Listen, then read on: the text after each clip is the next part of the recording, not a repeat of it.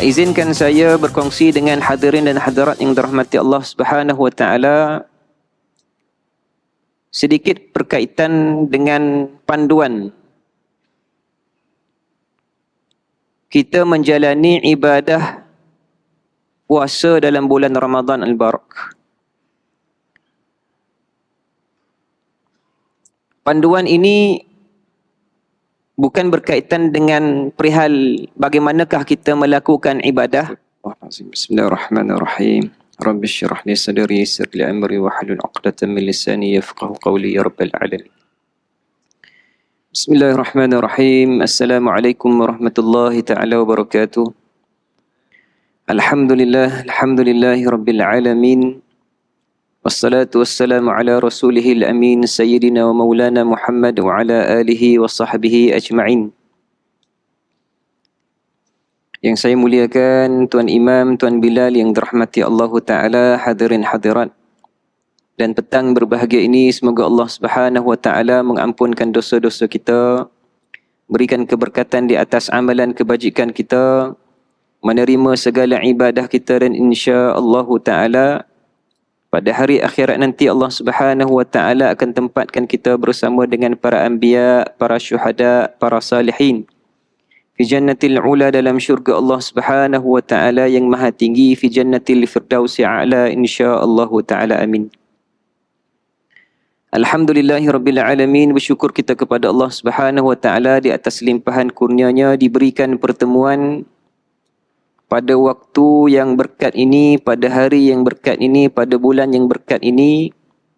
Semoga Allah Subhanahu wa taala menerima segala ibadah kita, menerima salat kita, menerima puasa kita, menerima tilawatil Quran, i'tikaf kita insya-Allah taala. Pada mengisi ruang tazkirah zuhur pada hari ini, sebetulnya saya menggantikan sahabat kita, penceramah yang lain. Izinkan saya berkongsi dengan hadirin dan hadirat yang dirahmati Allah Subhanahu wa taala sedikit berkaitan dengan panduan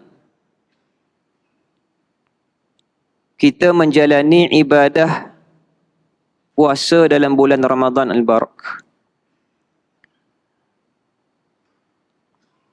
Panduan ini bukan berkaitan dengan perihal bagaimanakah kita melakukan ibadah. Ibadah apakah yang sebaiknya yang kita akan laksanakan, ataupun bagaimanakah bacaan-bacaan doa ataupun zikir yang sebaiknya kita lakukan, khasnya pada akhir-akhir Ramadan al-Barak ini. Kita sudah masuk kepada fasa yang ketiga daripada keberkatan bulan Ramadan al-Barak. Tetapi apa yang saya ingin sampaikan adalah berkaitan dengan panduan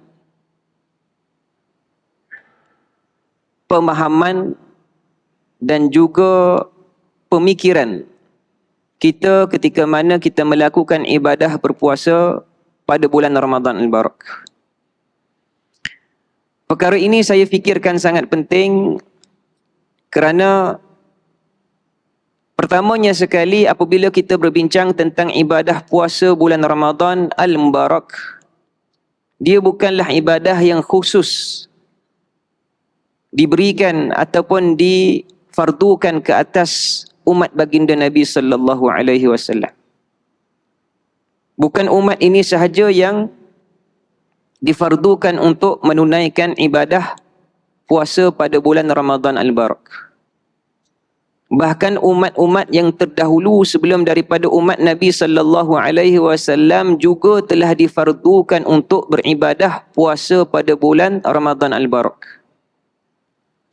Ini bertepatan dengan firman Allah Subhanahu wa taala dalam surah Al-Baqarah ayat 183, selalu yang dibaca oleh guru-guru kita, para asatizah kita berkaitan dengan ketetapan bulan Ramadan, iaitu ya ayyuhalladzina amanu kutiba alaikumusiyam kama kutiba alal ladzina min qablikum la'allakum tattaqun.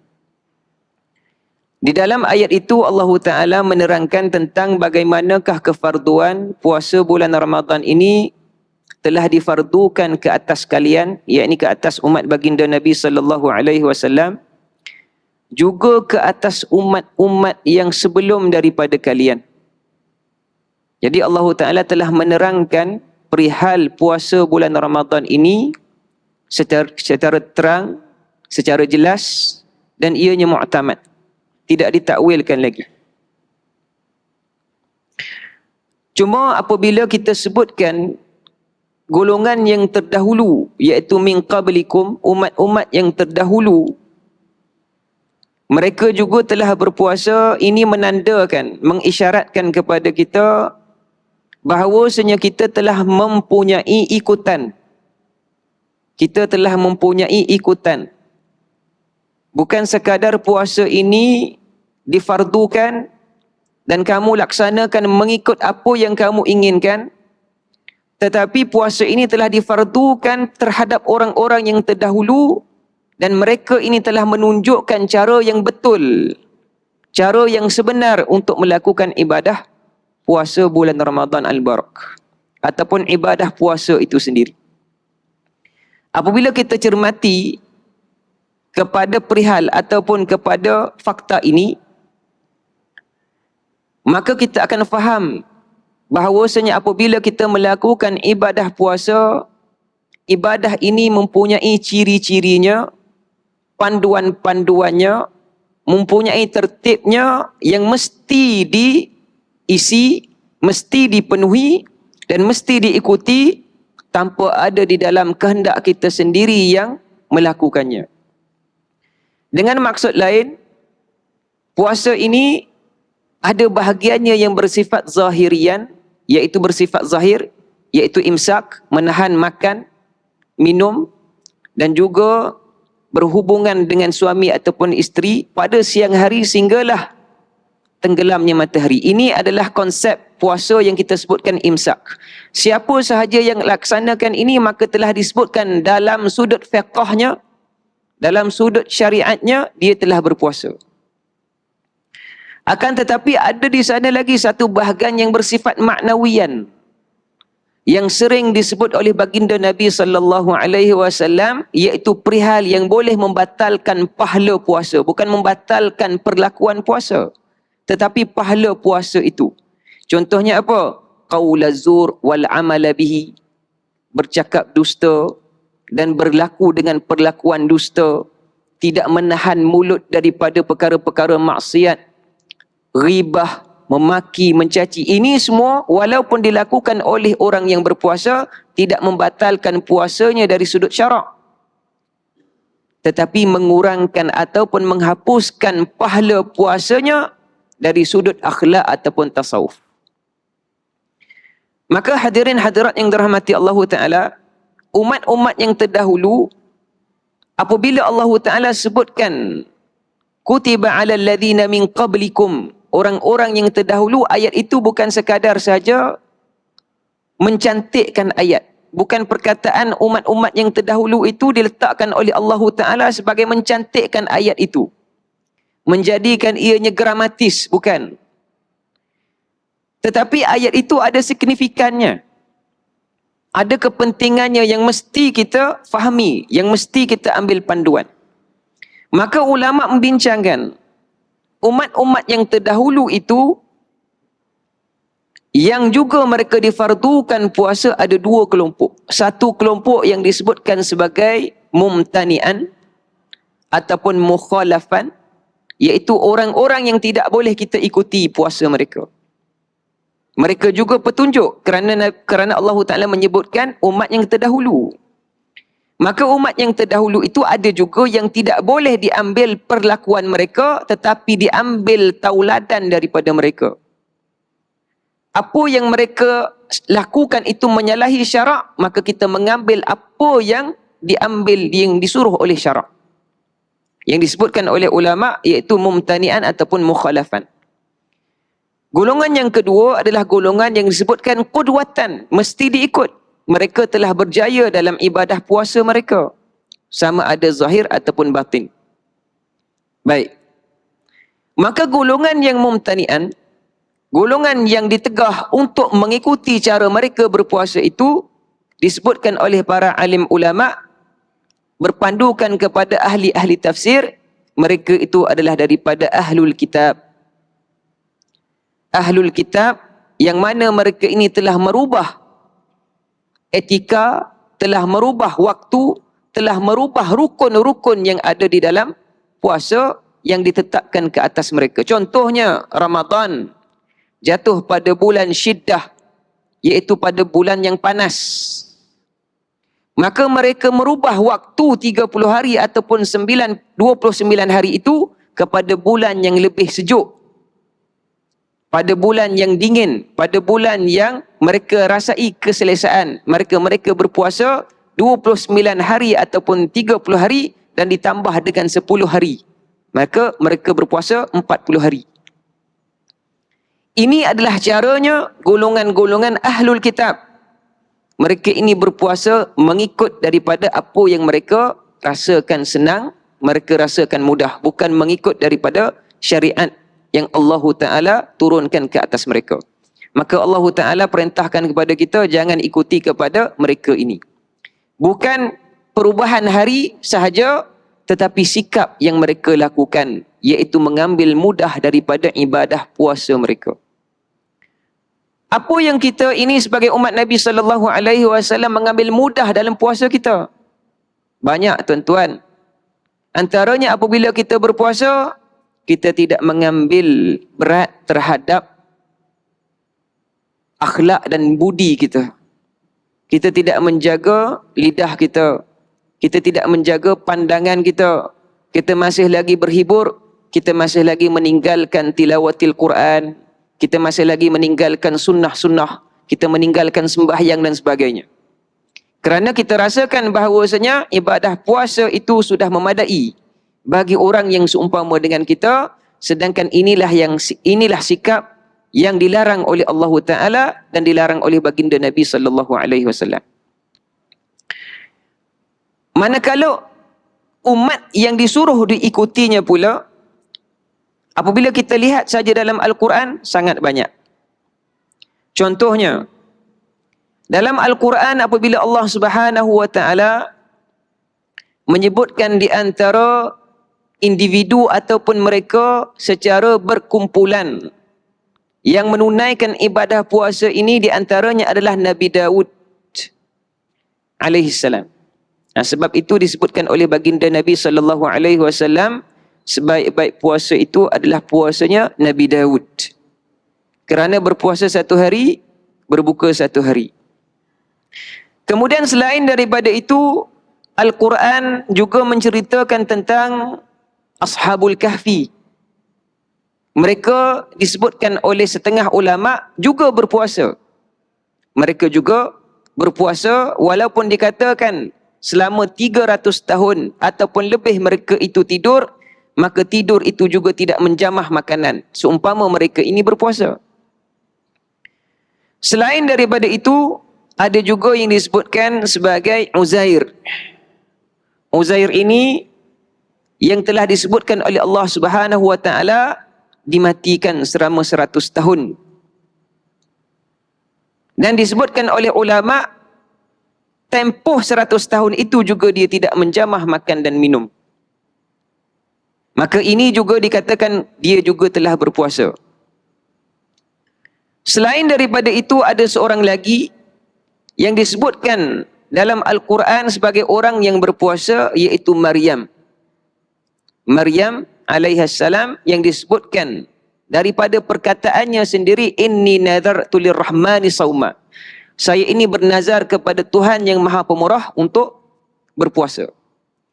Maka apabila kita himpunkan hadirin hadirat yang dirahmati Allah Ta'ala, daripada sejumlah nama-nama yang kita sebutkan ini, siapakah yang paling mampu, yang paling sesuai, yang paling tepat untuk kita ikuti sebagai umat Nabi SAW, sebagai orang yang biasa apabila melakukan ibadah puasa? Kalau kita sebutkan Nabi Daud, baginda seorang Nabi. Dan Nabi ini, kata Nabi SAW ketika mana menyebutkan kepada Abdullah bin Umar, ketika mana Abdullah bin Umar ini berpuasa seminggu 2-3 hari, seminggu ataupun 2-3 hari berpuasa tanpa makan dan minum, dia sudah mempunyai kelelahan, dia lihat kepada Nabi, Nabi tidak ada masalah, maka Nabi mengatakan, innama yusqini rabbi wa yut'imuni. Saya ini walaupun nampaknya begini, saya tak berbuka dan tak bersahur, tetapi saya ini telah diberikan makan minum oleh Allah Subhanahu Wa Taala. Ini para anbiya. Maka para anbiya bagi kita ini, orang yang awam tidak boleh mengikuti puasa mereka. Apabila disebutkan pula Ashabul Kahfi dan Uzair, maka mereka juga mengalami suatu yang bersifat khariqul adah, perkara yang luar biasa, yang mana tidak dilalui oleh kita semua ini sebagai manusia biasa. Maka akhirnya seorang yang boleh kita adaptasikan puasanya dalam kehidupan kita adalah Maryam. Maryam ibunda kepada Isa alaihi salam. Maka disebutkan oleh ulama, Maryam ini adalah an-nisa, seorang wanita, seorang ummu, iaitu ibu, seorang abidatun, seorang ahli ibadah, dan seorang salihatun, seorang yang saleh. Menggambarkan kepada kita, ini seorang wanita, jikalau dinisbahkan kepada seorang lelaki, dia adalah kaum yang lemah. Tetapi Allah Ta'ala jadikan beliau sebagai ikutan dalam melakukan ibadah puasa kerana Allah Subhanahu Wa Taala. Ini yang mesti kita cermati. Ini yang mesti kita hayati sebagai orang yang biasa ini. Apabila kita berpuasa, ada figurnya, ada ikutan kita, ada model kita untuk beribadah, melakukan ibadah puasa ini, iaitu Maryam. Kerana Allah Ta'ala menyebutkan, kutiba alaikum, kutiba ala alladhina min qablikum, telah ditetapkan puasa ini terhadap orang-orang yang telah dulu pada kamu. Siapa di antaranya? Maryam. Dan bagaimanakah puasa ini yang disebutkan oleh Allah Subhanahu Wa Ta'ala terhadap yang dilakukan oleh Maryam adalah terhimpun ketika mana Allah Ta'ala merakamkan perkataan Maryam ini yang telah kita sebutkan, inni nazartu lirrahmani sauma, saya ini telah bernazar kepada Tuhan untuk melakukan ibadah puasa. Jadi berkatanya Anasin, dan dibawakan oleh Imam Al-Qurtubi tafsir kepada sauman itu adalah samtan. Samtan itu maksudnya diam. Diam. Diam daripada berkata-kata, diam daripada mendatangkan fitnah. Kerana kita tahu apabila Maryam alaihissalam ini berpuasa adalah kerana ada situasi yang rencam menghadapinya. Iaitu ketika mana beliau ini difitnah. Beliau ini disebutkan sebagai orang yang curang. Disebutkan orang yang dilaknat. Kerana apa? Seorang yang ahli ibadah, seorang yang tidak pernah disentuh oleh mana-mana lelaki, mengandungkan seorang anak. Maka timbul ucapan-ucapan orang di sekelilingnya mengatakan bahawasanya Maryam ini adalah seorang yang melakukan maksiat, bertopengkan dengan ibadah dan bertopengkan dengan ibadahnya kepada Allah Subhanahu Wa Taala. Ini perkara yang mesti kita cermati. Baik. Apabila Maryam menyebutkan inni nazartu, ibadah puasa itu dijadikan suatu nazar. Apabila kita lihat dalam fiqh, apabila dikatakan nazar itu lebih tinggi kedudukannya daripada suatu yang diwajibkan. Maka ulama bincangkan, mengapakah Maryam mengatakan kepada ibadah puasa ini nazar? Kerana nazar itu adalah suatu yang bersifatnya tinggi, bersifatnya kemuncak dalam ibadah. Contohnya lah bagi kita yang mahu menghantar ibu ayah kita ke Mekah untuk menunaikan haji ataupun umrah. Kita katakan, saya bernazar seandainya saya ini berjaya dalam hal ini, hal itu, saya dapat hal itu, hal ini, ataupun saya dapat keuangan itu, keuangan ini, saya akan hantar ibu ayah saya ke Mekah untuk menunaikan haji ataupun umrah. Itu satu ibadah yang bersifat kemuncak, yang tinggi. Kemudian apabila disebutkan, Maryam menyebutkan, inni nazartu, saya bernazar, itu menandakan ibadah puasa ini adalah ibadah yang tertinggi di dalam kehidupannya ataupun di dalam hatinya Maryam alaihissalam. Yang keduanya pula katanya ulama, kenapakah Maryam menyebutkan nazar tu? Kerana ibadah puasa itu adalah ibadah yang dilihat sebagai ibadah yang sentiasa boleh dilakukan. Ibadah yang mungkin dilakukan. Ibadah yang mampu dilakukan. Maka bagi Maryam, seandainya beliau berpuasa, itu adalah kemuncak ibadah yang tertinggi bagi beliau kepada Allah Subhanahu Wa Taala. Mungkin kita katakan beliau banyak salatnya, beliau banyak membaca zikir-zikirnya ataupun doanya. Tetapi kedudukan ibadah puasa itu adalah ibadah yang paling tinggi di hatinya kepada Allah Subhanahu Wa Taala, berpandukan kepada kemampuannya sebagai seorang wanita, seorang abidah, seorang yang khalwah, orang yang berkhalwat kepada Allah Subhanahu Wa Taala. Maka ini memberikan kefahaman kepada kita, hadirin hadirat yang dirahmati Allah Subhanahu Wa Taala, bagaimanakah puasa itu adalah ibadah yang paling tinggi sepatutnya diletakkan di dalam hati umat Islam yang mengikuti sunnah Nabi sallallahu alaihi wasallam. Kenapa saya sebutkan begitu? Kerana ibadah ini berbeza daripada ibadah-ibadah yang lain. Kalau salat, kalau haji, kalau umrah, semuanya itu bersifat adaan. Adaan tu apa maksudnya? Kita perform. Salat ni kita perform. Bukan yang biasa-biasa kita buat. Bukan macam tidur, bukan macam makan. Tetapi ibadah sembahyang ini mesti ada tempatnya.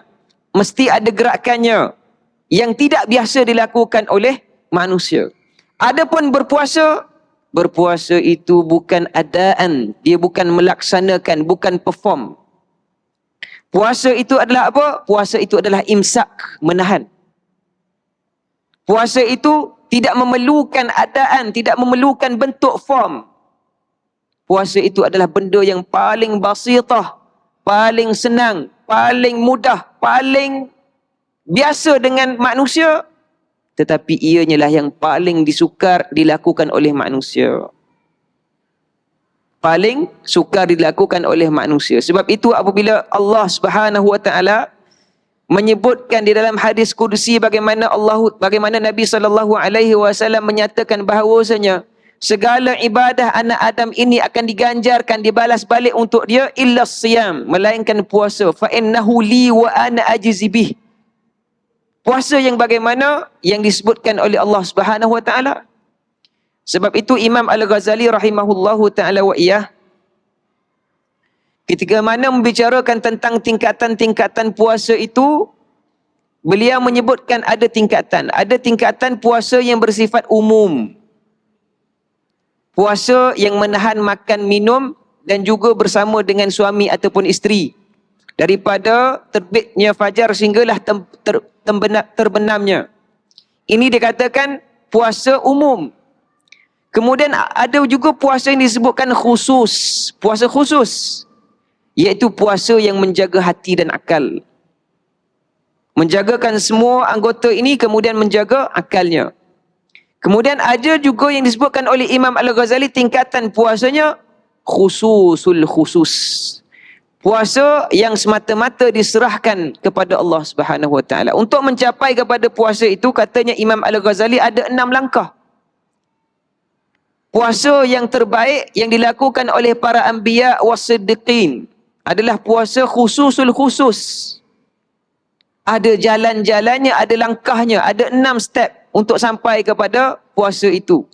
Di antaranya yang saya ingin highlightkan, saya tekankan pada kali ini adalah yang disebutkan oleh Imam Al-Ghazali ketika mana seseorang itu berpuasa, pada siang harinya dia telah menjalani puasanya itu, menjaga anggotanya, menjaga akalnya, menjaga fikirannya, menjaga hatinya daripada kemaksiatan.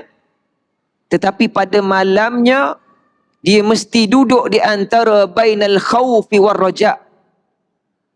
Dia mesti menghidupkan al-khawf wal raja. Dia mesti menghidupkan khauf, takut, ar-raja, dan berharap kepada Allah Subhanahu wa taala.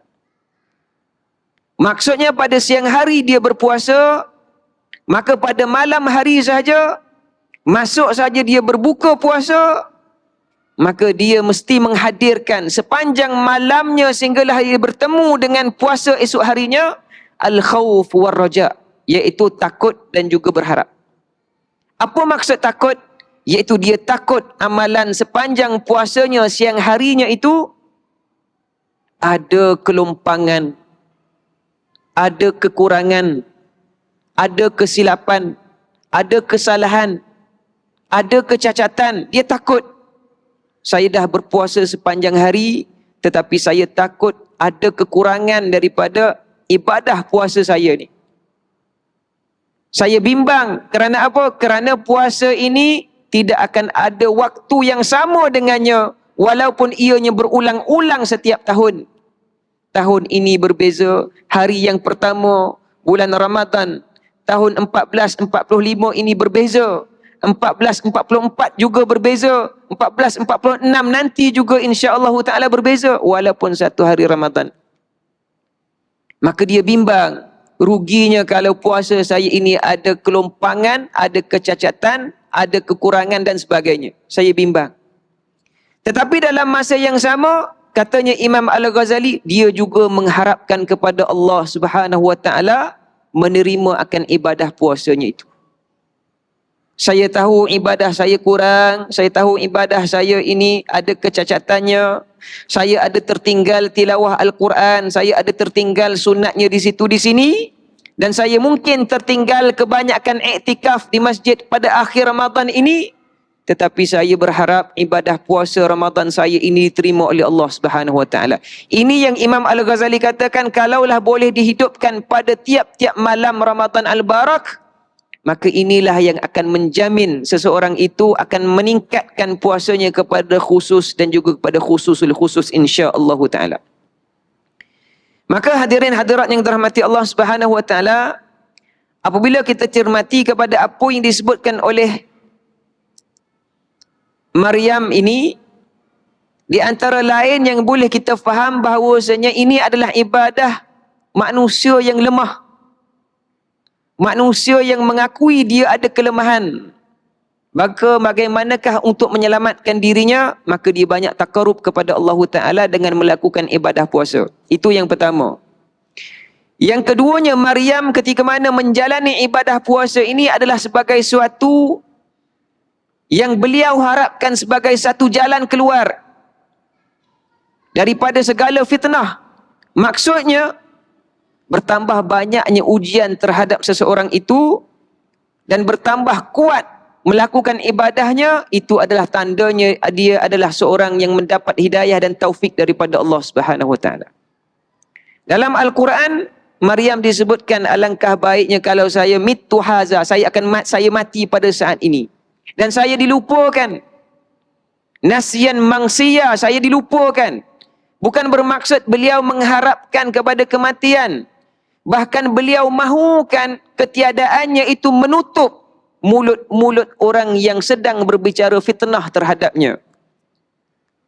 Beliau takutkan dosa-dosa yang tidak sepatutnya datang, sepatutnya ada, terkena kepada orang-orang yang berbicara tentang dirinya tadi. Ini dia orang yang soleh. Maka apa yang kita boleh ambil pedoman daripada perkara ini, iaitu sebagaimana yang Nabi SAW sebutkan, apabila seseorang itu berpuasa dan apabila dia ini dicaci ataupun dimaki ataupun dia ini diugut untuk dibunuh, dipukul, katakanlah kul inni imra'un saim, saya ini adalah seorang yang sedang berpuasa. Ini yang telah ditonjolkan oleh Maryam, bahawasanya ketika mana saja fitnah yang besar, di atas cacian dan juga makian, di atas propaganda dan juga segala yang dirancang, maka dia ini tetap mengharapkan dirinya kepada Allah Ta'ala, menjalani ibadah puasa, bahkan lagi bernazar, seandainya saya ini dapat selamat, saya bernazar kepada Tuhan, saya ini akan berpuasa. Ini menunjukkan kepada kita bahawasanya selain daripada itu, orang yang mukmin, orang yang ahli ibadah, orang yang selalu melakukan ketaatan, mereka sentiasa diuji oleh Allah Ta'ala dengan fitnah. Mereka diuji dengan ujian-ujian yang disebutkan oleh manusia. Tidak sedikit kita dengar hadirin hadirat yang dirahmati Allah Ta'ala. Contohnya apa? Contohnya tengok orang masjid tu. Tengok orang masjid tu selalu datang masjid, selalu berjamaah.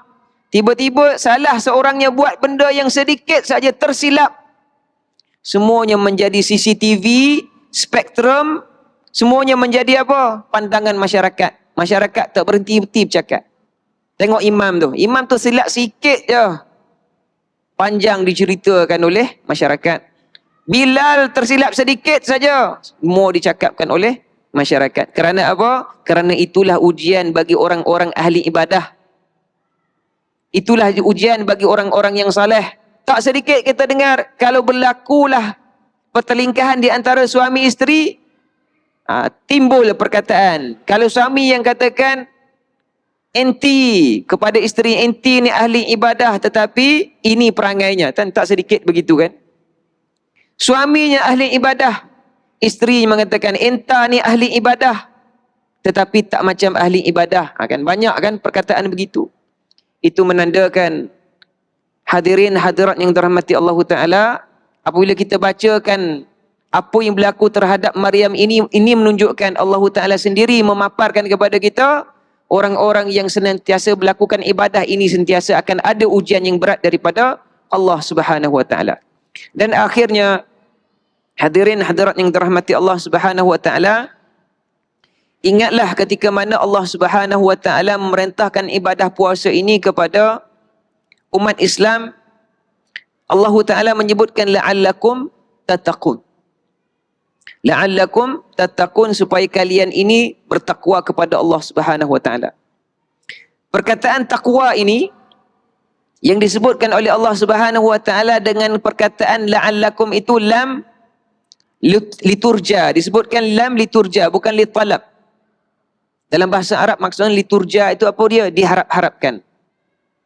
Kerana Allah Ta'ala telah membicarakan tentang perkataan takwa ini sebelum sampai kepada 183 itu, lebih kurang 11 ataupun 12 kali dah cakap.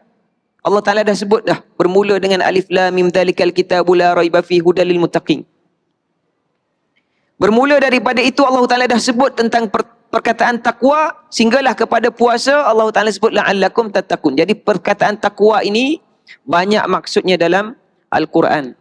Di antaranya adalah ibadat, di antaranya adalah ikhlas, di antaranya adalah taubat, di antaranya adalah ar-ruju' kembali kepada Allah Subhanahu Wa Ta'ala. Cuma yang indahnya apabila kita lihat perkataan Ali radhiyallahu ta'ala anhu ketika mana ditanyakan tentang takwa. Ini sentiasa disebut. Kalau sebut takwa ni, penceramah asatizah akan sebut perkataan ni. Apa dia? At-taqwa itu apa dia? Iaitu al-khawfu minal jalil, iaitu takut kepada yang maha tinggi. Wal amalu bitanzil, dan beramal dengan apa yang diturunkan. Wal qana'atu bil qalil, dan bersifat qanaah dengan apa yang sedikit. Dan yang keempatnya adalah wal isti'dadu liyaumir rahil, dan bersedia untuk berpindah kepada hari peralihan ataupun kepada hari akhirat. Jadi 4 perkataan yang disebutkan oleh Ali radhiyallahu taala anhu ini adalah himpunan ataupun kata kunci kepada takwa kepada Allah Subhanahu wa taala. Seandainya sentiasa terbit dalam hati kita ini menjaga takut kepada Allah Taala, sentiasa beramal ibadah dengan apa yang diturunkan, apa yang diajarkan oleh baginda Nabi sallallahu alaihi wasallam, dan kita ini bersikap qanaah, berpada dengan apa yang sedikit, kemudian sentiasa mengharapkan kebaikan pada hari akhirat, maka kita telah menghidupkan takwa dalam kehidupan kita. Cuma datang puasa, datang ibadah-ibadah yang lain, ianya adalah mengukuhkan pengharapan kita terhadap apa yang kita telah lakukan dalam takwa kepada Allah Subhanahu Wa Taala. Mudah-mudahan puasa kita pada kali ini diterima oleh Allah Subhanahu Wa Taala, dan mudah-mudahan Allah Taala mempertemukan kita dengan Lailatul Qadar insya-Allah Taala pada malam-malam yang akhir Ramadan ini. Mudah-mudahan kita ini diberikan kekuatan untuk terus rajin beribadah kepada Allah Subhanahu Wa Taala, supaya diberikan peluang kesihatan untuk lagi menunaikan ibadah salatul tarawih contohnya, dan juga tidak meninggalkan iktikaf dan juga pembaca Al-Quranul Karim. Dan mudah-mudahan Allah Subhanahu Wa Taala menulis kita ini daripada kalangan orang yang utaqa, iaitu mereka yang terlepas daripada api neraka Allah Subhanahu Wa Taala. Aku liqauli hadza wa astaghfirullah li wa lakum. Wassalamualaikum warahmatullahi taala wabarakatuh. Alhamdulillahirabbil alamin, wassalatu wassalamu ala rasulihil amin sayyidina wa maulana Muhammad wa ala alihi wa sahbihi ajma'in. Allahumma faqqihna fi dinikal Islam wa ulumiddin ya akramal akramin, wa sallallahu ala sayyidina wa maulana Muhammad wa ala alihi wa sahbihi ajma'in. Alhamdulillahirabbil alamin.